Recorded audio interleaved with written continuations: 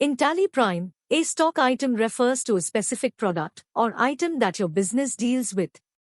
Stock items represent individual items that are part of your inventory.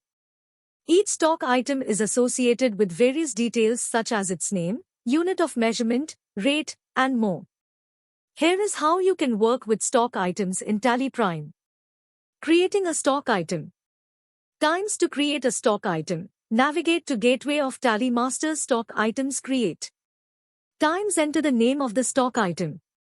Times select the appropriate stock group to which the item belongs. Times choose the unit of measurement for the item, example, piece, kilogram, liter, etc.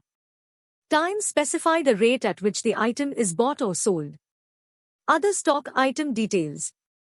Times you can provide additional details such as the stock item's HSN SAC code for taxation, tax rate, reorder level, and more. Enabling inventory features. Times Tally Prime allows you to enable advanced inventory features. Times these features include options like batch management, godowns, warehouse, and so on.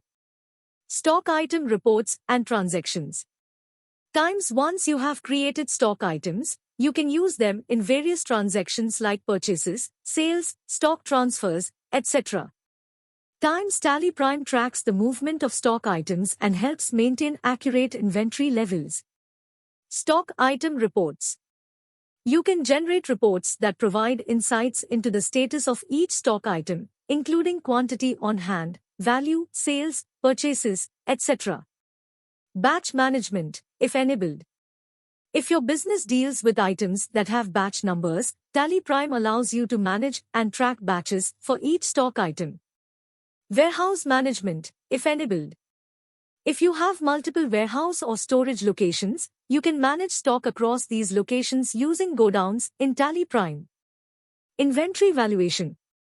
Tally Prime considers the rates of stock items to calculate inventory valuation for accounting purposes.